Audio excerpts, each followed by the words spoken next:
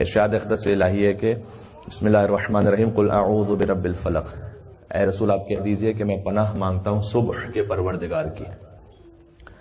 صبح کا پروردگار، رب کا لفظ جہاں استعمال ہوتا ہے وہاں فقط خلق کرنے کے معنی میں نہیں ہوتا، بلکہ خلق کرنے کے ساتھ ساتھ تربیت کے معنی میں بھی ہوتا ہے۔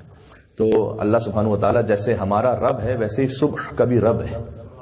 رب کا مطلب ہوتا ہے کہ ہر چیز کو جتنا اس میں پوٹینشل ہے کمال تک پہنچا دیا جائے، یہ ہے رب۔ تو اللہ سبحانہ وتعالی فقط ہمارا خالق نہیں بلکہ اس کا جو پہلا تعارف ہے ہم سے الحمدللہ رب العالمین، وہ عالمین کا رب ہے، فقط خالق نہیں۔ میں نے عرض کیا کہ رب کا مطلب ہے کہ ہر چیز کو اس کے کمال تک پہنچا دینا۔ تو صبح کا جو کمال ہے اللہ سبحانہ وتعالی نے وہاں تک اسے پہنچایا اور وہ اسے عطا فرمایا۔ تو قل اعوذ برب الفلق، میں پناہ مانگتا ہوں صبح کے پروردگار کی، من شر ما خلق، ہر اس شر سے کہ جو اس کی مخلوق کی جانب سے صادر ہوتا ہے۔ یہ بڑا اہم ہے، من شر ما خلق، اس نے جو کچھ خلق کیا ہے اس میں سے جو شر آتا ہے اس سے میں پناہ چاہتا ہوں۔ اچھا، شر و خیر کا جو فلسفہ ہے یہ ایک بڑا پیچیدہ مسئلہ ہے، فلسفے کی ایک بڑی ان ڈیپتھ بحث ہے کہ خیر کہاں سے آتا ہے، شر کہاں سے آتا ہے۔ اس کا خلاصہ اگر ایک لفظ میں بیان کیا جائے تو جتنا خیر ہے وہ سب جو اصل میں صادر ہو رہا ہے وہ اللہ سبحانہ وتعالی کی جانب سے ہے۔ شر کا وجود اللہ نے جو اپنی مخلوق کو اختیار عطا کیا ہے اس اختیار کے سبب سے، چونکہ اگر اختیار نہ ہو تو پھر جزا و سزا کا تصور ختم ہو جاتا ہے، پھر تو پابندی ہے، پھر تو روبوٹ ہے، روبوٹ کو آپ سزا نہیں دے سکتے، روبوٹ کو آپ کورٹ میں اس پہ کیس نہیں کر سکتے، روبوٹ بنانے والے پر ہو جائے گا لیکن روبوٹ پہ نہیں ہو سکتا کیونکہ اس پہ اختیار نہیں ہے۔ اچھا، یہ فرق ہے، بہت غور کیجئے گا، ہم بھی کچھ چیزوں کو خلق کرتے ہیں۔ اللہ سبحانہ وتعالیٰ نے کہا فتبارک اللہ احسن الخالقین، وہ بہترین خلق کرنے والا ہے۔ خالقین کا لفظ استعمال کر کے اللہ نے بتایا ہے کہ خلق کچھ اور بھی کرنے والے ہیں لیکن وہ احسن الخالقین ہے۔ خلق ہم بھی کرتے ہیں، یہ خلق آپ نے یہ کیمرہ خلق کیا ہوا ہے، بہت سی چیزیں جو ہم نے خلق کی، انسانوں نے خلق کی ہیں، وہ احسن الخالقین ہے۔ اس کی خلقت میں اور ہماری خلقت میں بہت سارے فرق ہیں، ان میں ایک جو بڑا میجر ڈفرنس ہے، جب ہم خلق کرتے ہیں تو اپنی مخلوق کو اختیار نہیں عطا کر سکتے، وہ خلق بھی کرتا ہے اسے اختیار بھی دیتا ہے۔ ہم جب اپنی مخلوق کو خلق کرتے ہیں تو آپ لیپ ٹاپ ہے، کیمرہ ہے، اس میں جو پروگرام ہے وہ اس حساب سے وہ چلتا رہے گا، وہ یہ نہیں ہوگا کہ آپ کی مرضی کے خلاف کام کرتا رہے اور آپ اس کو اختیار دیتے چلے جائیں کہ ہاں تم کرتے چلے جاؤ، ایسا نہیں ہوگا۔ اللہ سبحانہ وتعالیٰ خلق بھی کرتا ہے، اختیار بھی دیتا ہے کہ تم اپنے اختیار سے شر کرنا چاہ رہے تو کر لو۔ اور اچھا، اب اگر اللہ نے شر کو خلق نہیں کیا تو پھر ابلیس کو کس نے خلق کیا؟ دیکھیں سورہ کہف کی آیت ہے کہ کانا من الجن ففسق عن امر ربہ، وہ جنوں میں سے تھا، اس نے اپنے رب کا طغیان کیا۔ تو اللہ نے جن خلق کیا تھا، اللہ نے ابلیس خلق نہیں کیا تھا، ابلیس وہ اپنے اختیار سے بنائے۔ ابلیس کا مطلب کیا ہے؟ ابلیس کا مطلب ہے دھوکہ دینے والا۔ ابلیس کا جو روٹ ورڈ ہے عربک میں ہے وہ لبس، التباس، اسی سے یعنی دھوکہ دینا، چیٹ کرنا، کسی کو دکھانا کچھ اور کرنا کچھ اور، اسی سے ہے لباس۔ لباس کا ویسے اس کا جو روٹ ورڈز ہیں وہ اسی دھوکے سے نکلا ہوا ہے۔ اب اگر کسی اچھے لباس میں کوئی بہت آیا ہوا ہے تو ہم اس کا بڑا عزت احترام اکرام کریں گے، کوئی سادہ سے لباس میں آیا ہوا ہے تو اس کے شاید وہ رسپیکٹ کو ویلیو نہیں دیں گے۔ وہ بہلول واقعہ بڑا جو مشہور واقعہ ہے کہ جب وہ ایک مرتبہ ایک محفل میں، عمرہ کی محفل تھی، یعنی جہاں ویلدی لوگ سارے بیٹھے ہوئے تھے، اس میں وہ کھانے کے لیے تشریف لے اور بڑا سادہ سے لباس پہنا ہوا تھا تو ان کو دور سے نکال دیا گیا، اور اس کے بعد جب اگلے دن وہی محفل تھی اور بڑا ہی شاہانہ لباس پہن کر آئے تو ان کو سب نے عزت احترام کے ساتھ آگے صدر محفل میں بٹھایا، اور جب وہ کھانے لگے تو لباس پر اپنا کھانا ڈالنے لگے۔ تو انہوں نے کہا کہ یہ کس قسم کا عجیب دیوانہ ہے کہ کھانے کے بجائے لباس پر اپنا کھانا ڈال رہا ہے۔ تو بہلول نے جواب دیا کہ عزت انسان کی نہیں ہے، عزت لباس کی ہے۔ یہاں پر تو لباس بھی ایک طرح سے دھوکہ دینے کا ذریعہ ہو سکتا ہے، تو اس لیے لباس کو لباس کہتے ہیں۔ اس خاطر ہے کہ میرے مولا نے ارشاد فرمایا کہ یہ نہج البلاغہ میں 10ویں نمبر کا خطبہ ہے کہ جہاں شیطان کی فریب کاریوں سے کیسے بچیں، کہا ما لبست علی نفسی ولا لبس علیہ، نہیں کبھی علی نے کسی کو دھوکہ دیا ہے اور نہیں کوئی دنیا میں ایسا پیدا ہوا ہے کہ جو کبھی علی کو دھوکہ دے سکے۔ وہ دھوکہ مجھے نہیں دے سکتا، ہاں یہ ہے کہ امر الہی کی پابندی کرتے ہوئے امیر المومنین اگر شرع پر عمل کریں اور مثلا معاویہ بہت ہی زبردست پولیٹیشین دکھائی دے تو وہ ایک الگ بات ہے، وہ اس خاطر ہے کہ امیر المومن حکم خدا کے پابند ہے، ورنہ مولا نے کہا کہ نہیں کبھی میں نے کسی کو دھوکہ دیا ہے، نہ کبھی کوئی ایسا ہو سکتا ہے کہ جو مجھے دھوکہ دے سکے۔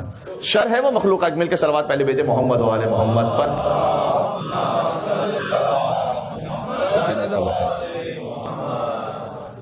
وَمِن شَرِّ غاسق اذا وقب، اور اس وقت کے شر سے کہ جب رات کی تاریکی چھانے لگتی ہے، تو کیونکہ رات جب سٹارٹ ہوتی ہے تو بہت کچھ کرائمز ہیں، جرائم ہیں، وہ اس رات کا ایک حصہ اور خاصہ ہے، تو کہا کہ پناہ مانگو کہ پروردگار مجھے رات کی تاریکی کے جتنے شر ہے اس سے بچا لے۔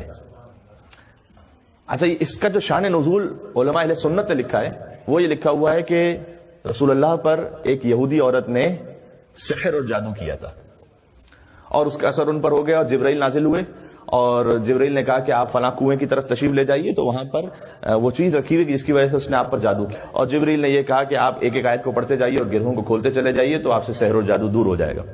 اچھا، اس شان نزول کو علماء اہل تشیع نے قبول نہیں کیا، علامہ طبرسی نے قبول نہیں کیا، اور علماء نے قبول نہیں کیا۔ اس کی بہت ساری وجوہات ہیں، ایک تو یہ کہ یہ سورہ مکی صورتوں میں سے 20ویں نمبر پہ نازل ہوا ہے، تو وہاں پر یہودی تھے نہیں، یہودی مدینہ میں تھے، یہاں پر مشرکین مکہ تھے۔ دوسرا یہ کہ وہ کون سا رسول ہے کہ جس بھی یہودی عورت آئے اور شر کر کے چلی جائے اور اسے پتہ ہی نہ ہو سکے اور اپنے آپ کو محفوظ ہی نہ رکھ سکے، تو ایسے رسول کی کریڈیبلٹی کیا رہ جاتی ہے جو اپنے آپ کو کسی یہودی کی جادو سے نہ بچا سکے۔ اور یہ بھی دیکھیں ایک بڑی انٹرسٹنگ بحث ہے کہ آپ کو جو سیرت النبوی کا ماخذ ہے اور اس کا جو سورس ہے وہ کیا لینا ہے۔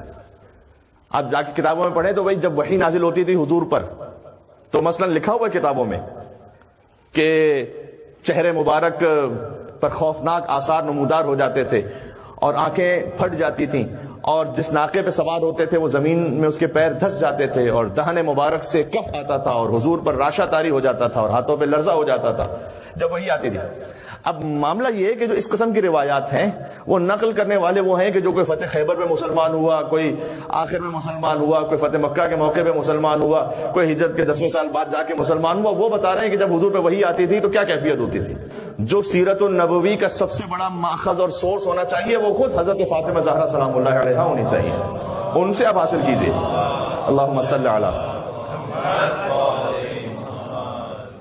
تو حضور کی بیٹی کیا بیان کرتی کہ جب وحی ہوتی تھی تو کیا ہوتا تھا؟ ایتینی بالکساء الیمانی فغطیتہ بہ، اے بیٹی میرے لیے چادر لے آؤ، اور جب چادر کو حضور نے اوڑھ لیا فاذا فی البدر کانہ البدر فی لیلۃ تمامہ وکمالہ، تو جیسے حضور نے چادر کو اوڑھ لیا تو ان کا چہرے مبارک اتنا روشن ہو گیا جیسے 14ویں رات کا چاند ہوتا ہے، اور جب 14ویں رات کے چاند کی طرح ان کا چہرہ ہو گیا تو اللہ سبحانہ و تعالیٰ نے وحی نازل کی کہ انما یرید اللہ لیذھب عنکم الرجس اہل البیت ویطہرکم تطہیرا۔ مل کے صلوات اور بھیجے محمد و آل محمد پر۔ وعجل فرجهم۔ تو سورس کیا ہونا چاہیے سیرت النبوی کو حاصل کرنے کے لیے؟ یہ بھی ایک بڑی لطیف اور دلچسپ بحث ہے اور بڑی علمی اکیڈمک بحث ہے، اور اس میں ہم ظاہر سی بات ہے سب سے پہلے سمجھتے ہیں کہ قرآن سب سے بڑا سورس ہے، اور قرآن کے ساتھ ساتھ اہل بیت اطہار سب سے بڑا سورس ہے۔ حضور جب کسی سفر پہ جاتے تھے تو سب سے ملتے ملتے اور آخر میں سیدہ کونین سلام اللہ علیہ سے ملاقات کرتے تھے، پھر سفر پہ تشریف لے جاتے تھے، جب واپس آتے تھے سب سے پہلے در سیدہ پر آتے تھے اور وہاں سلام کیا کرتے تھے تاکہ بی بی سے جو جدائی ہے اس کا فاصلہ کم سے کم رہے سفر کے دوران بھی۔ یہ لکھا ہوا ہے تاریخوں میں کہ سب سے آخر میں بی بی سے مل کے جاتے، سب سے پہلے آتے تھے اور بی بی سے ملاقات کرتے تھے۔ تو آپ کہاں سے سیرت النبوی کو لیں گے؟ ہم تو ان سے شریعت اور سنت نبوی کو لے رہے ہیں جس نے نبی کی گود میں آنکھ کھولی تھی اور نبی نے جس کی گود میں آنکھ بند کی تھی، علی ابن ابی طالب علیہ السلام۔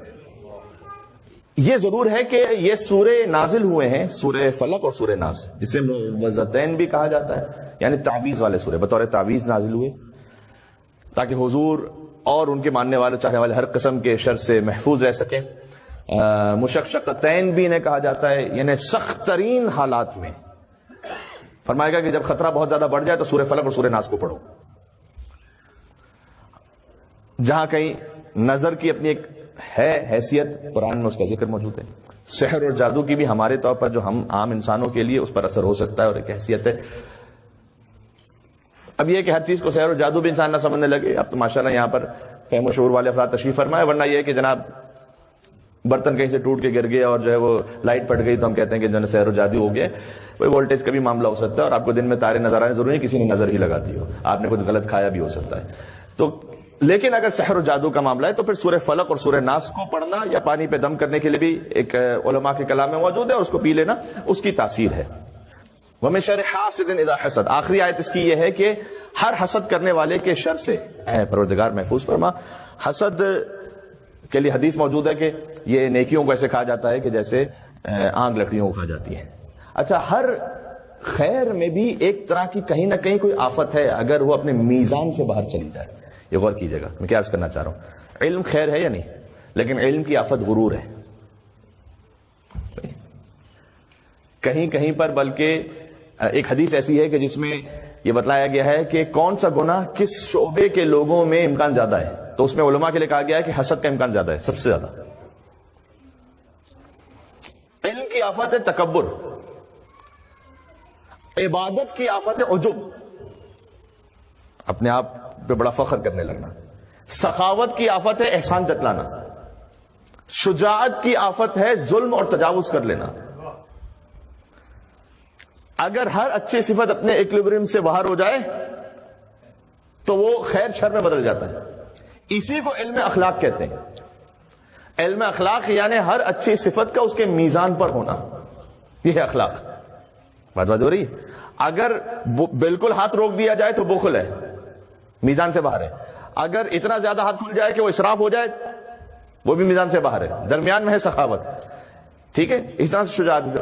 تو علم اور پیغمبر نے جو فرمایا کہ انما بعثت لاتمم مکارم الاخلاق, میں بھیجا اس لیے گیا ہوں کہ میں اخلاقی صفات اور قدروں کو تکمیل تک پہنچا دوں, کمال تک.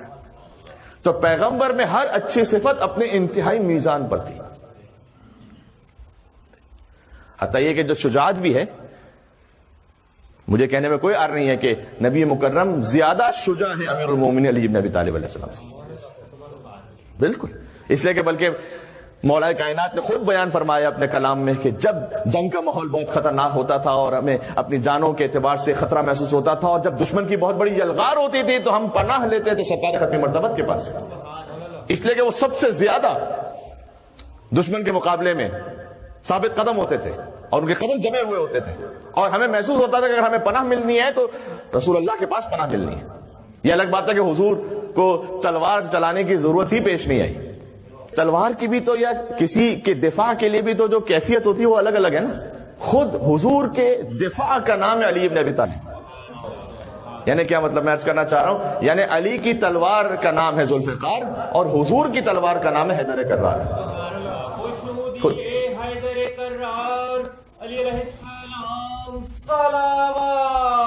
اللہم صلی علی